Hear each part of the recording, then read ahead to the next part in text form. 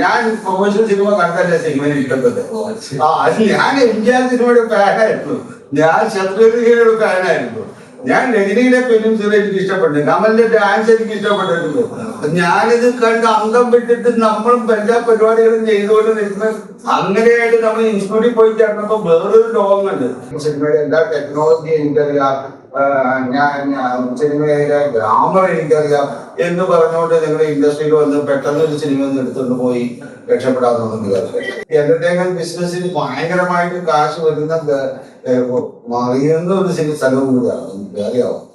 ഒരൊറ്റ സിനിമ 200 കോടി രൂപ വരികയാണ്. മമ്മൂട്ടിയെ സംബന്ധിച്ചിടത്തോളം ആക്ടിംഗ് ആണ് പാഷൻ, മോഹൻലാലിനെ സംബന്ധിച്ചിടത്തോളം ആക്ടിംഗ് മാത്രമാണ് പാഷൻ, വേറെ ഒന്നിനെ കുറിച്ചിട്ടും അവർ ചിന്തിക്കാറില്ല.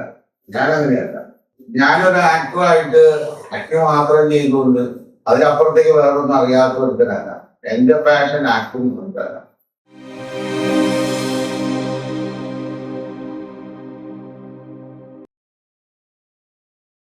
സാറിപ്പോ സ്വന്തമായി കരിക്കുറുണ്ടാക്കിയ കാര്യം പറഞ്ഞു, അതുപോലെ തന്നെ ഫിലിം സ്റ്റുഡിയോ പഠിക്കുന്ന കാര്യം പറഞ്ഞു. സ്വന്തമായി സിനിമ പഠിക്കേണ്ടത് എന്തിനു വേണ്ടിയിട്ടാണ് സിനിമ പഠിക്കേണ്ടത്? ചില ജനറലായിട്ട് പരിഗണിക്കുന്നുണ്ട്. പറഞ്ഞാല്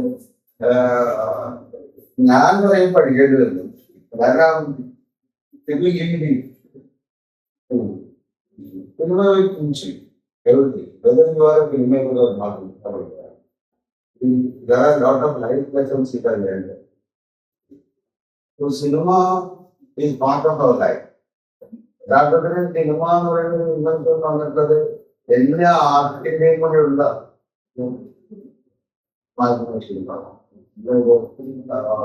സാഹിത്യമുണ്ട്, ചിത്രകലയുണ്ട്, ശില്പകലയുണ്ട്, ആർക്കിടെക്ചറുണ്ട്, കവിതയുണ്ട്. അപ്പം സിനിമയിൽ ഇതെല്ലാം ഉണ്ട്. പക്ഷെ ഈ സിനിമ ഇതിൽ നിന്ന് വേറിട്ട് നിൽക്കുന്ന ഒരു ആത്മീയമാണ്. സിനിമയില് സംഗീതമുണ്ട്, സിനിമയില് നിങ്ങൾ എല്ലാ കലയും വന്ന് കേൾക്കുന്ന ഒരു സ്ഥലം സിനിമയാണ്. ആ സിനിമയിൽ എന്താണ്, സിനിമയില് ആർട്ടും ഉണ്ട്, ടെക്നോളജിയും. അപ്പൊ സിനിമ യഥാർത്ഥത്തിൽ വന്നിട്ടുള്ളത് അവരുടേതായ ഒരു ഇമേജിലൂടെ സിനിമ, അതിലൂടെ കഥ പറയാം, കഥേതര സിനിമകൾ എടുക്കാം. നമ്മൾ കഥ സിനിമകൾ മാത്രമാണ് നവോദന സിനിമകൾക്ക് കഥ കേൾക്കാൻ പറഞ്ഞു, നോൺ അലൈറ്റിംഗ് സിനിമകൾ. ഫെസ്റ്റിവൽ സമയത്ത് തന്നെയാണ് അതിന് സിനിമ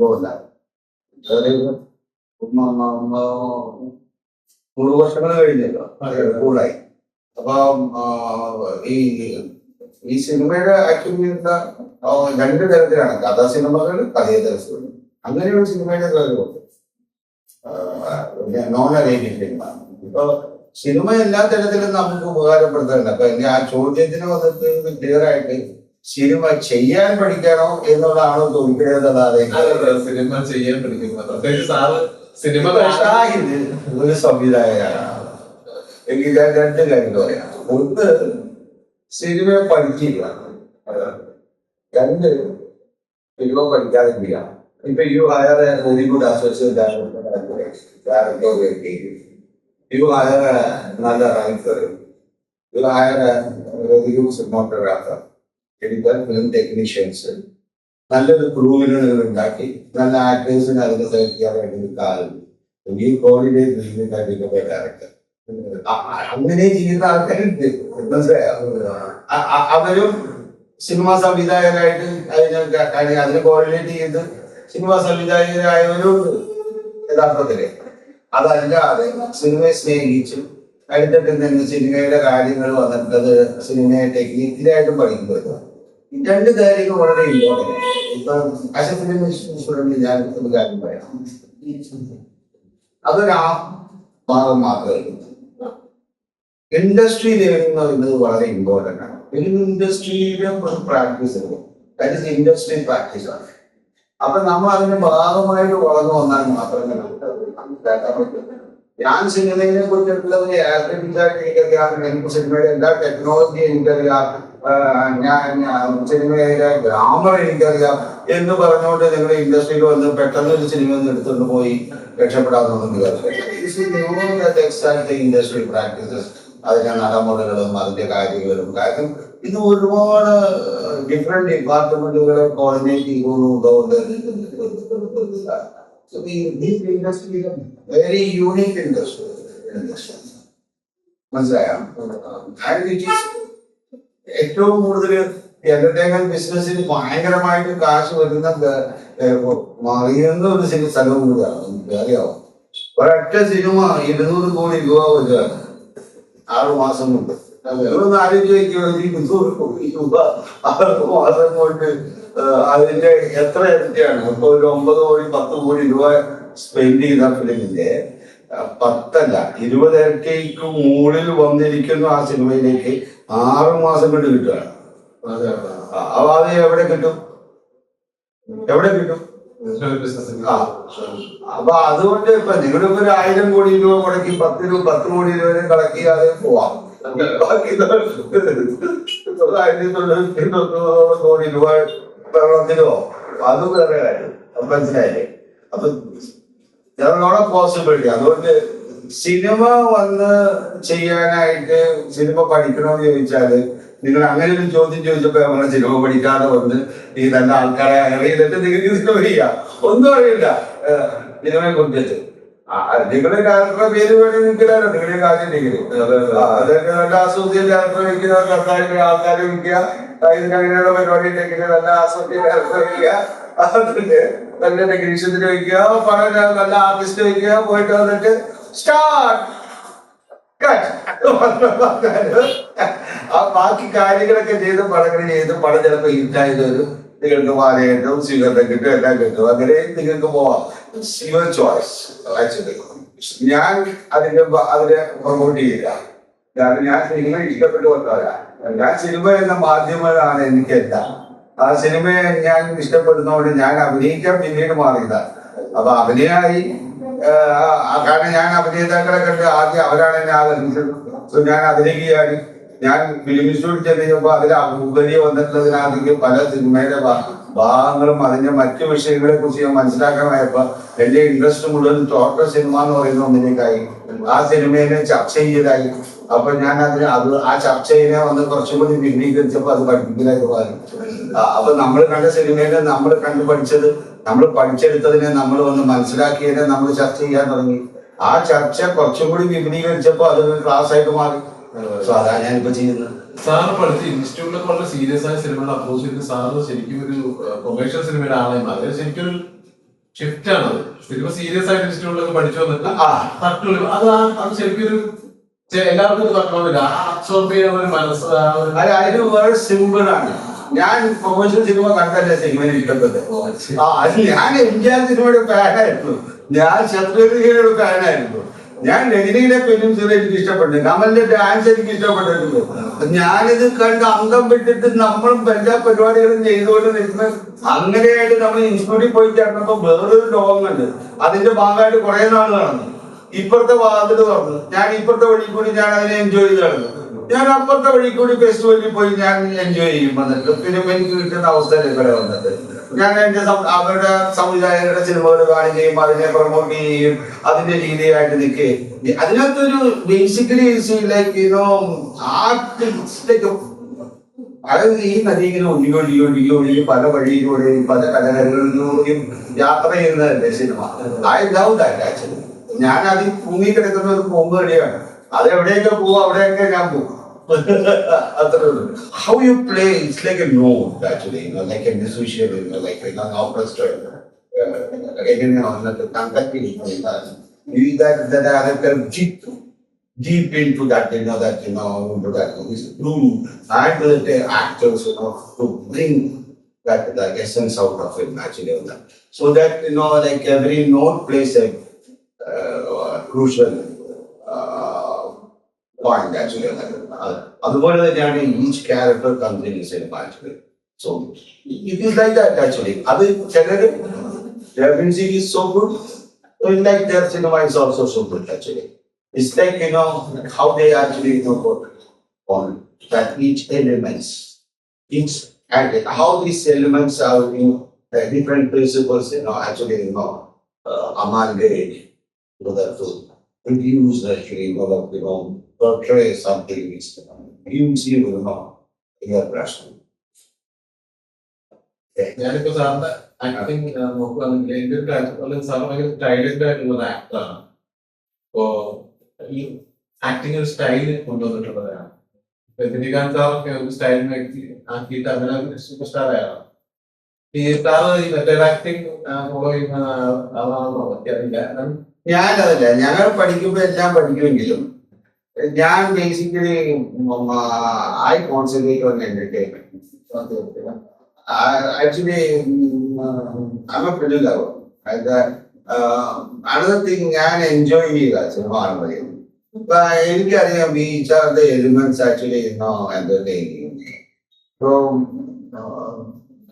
ഞാൻ യൂഷ്വലി വന്നിട്ട് ഞാൻ ഭയങ്കര ഒരു സീരിയസ് ആക്ടറായിട്ട് ഞാൻ എന്നെ കാണില്ല. ഞാൻ ഞാൻ പോവാറില്ല.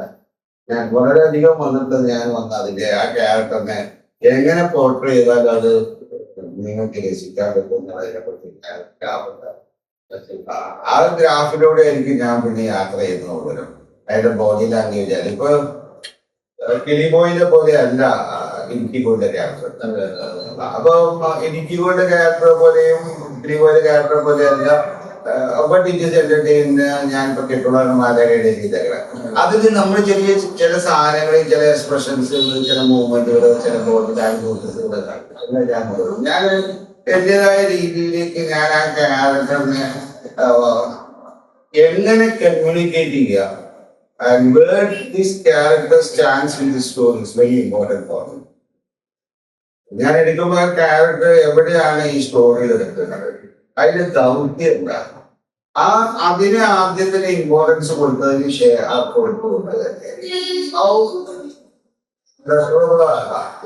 ക്യാരക്ടർ എന്റർടൈൻ ആക്കാം തോന്നുമ്പോൾ ഞാൻ തോന്നുന്ന.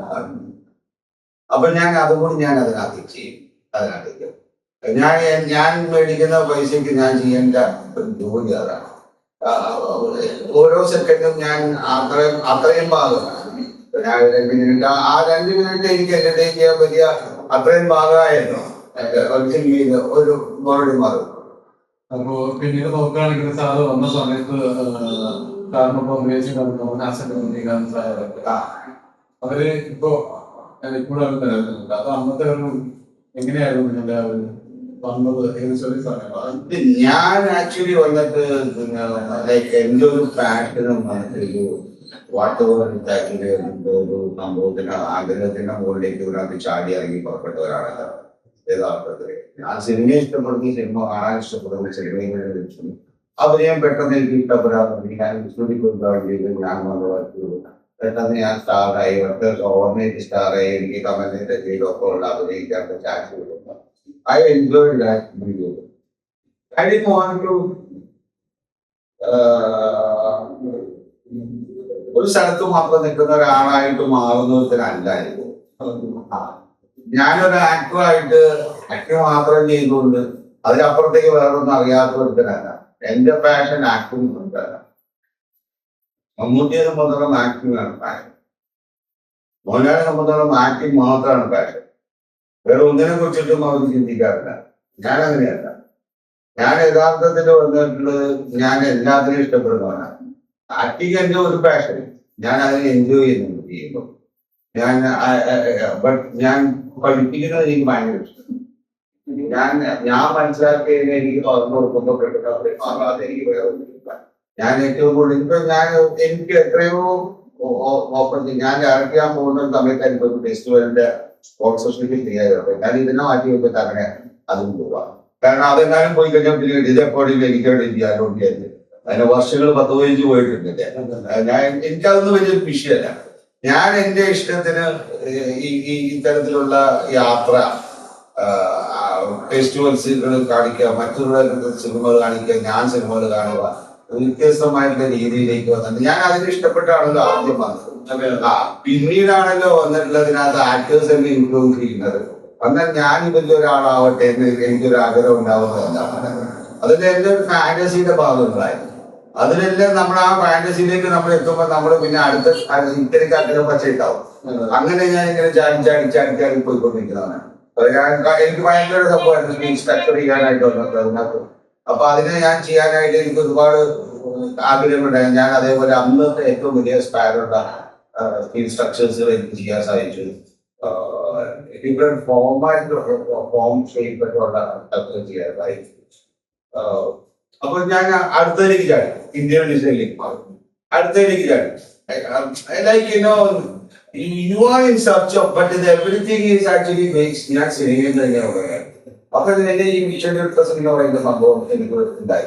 ഇപ്പൊ ഞാൻ ഏറ്റവും കൂടുതൽ നോക്കുന്നത് ദാൻ ആക്ടിങ് എന്റെ വിഷ്വൽ പ്രസന്റ് ദൃശ്യഭാഷ സാക്ഷര എന്ന പ്രോജക്റ്റാണ്. ഇത് ഞാൻ ഉണ്ടാക്കിയെടുത്ത് എന്റെ ഈ 10-30 വർഷത്തെ കഷ്ടപ്പാടിൽ നിന്ന് ഉണ്ടാക്കിയെടുക്കുന്ന പേരതോക്കിയ സിസ്റ്റമാണ് ആക്ച്വലി. അത് ഇതിനു വേണ്ടി ഞാൻ ഒന്നും ചെയ്യില്ല.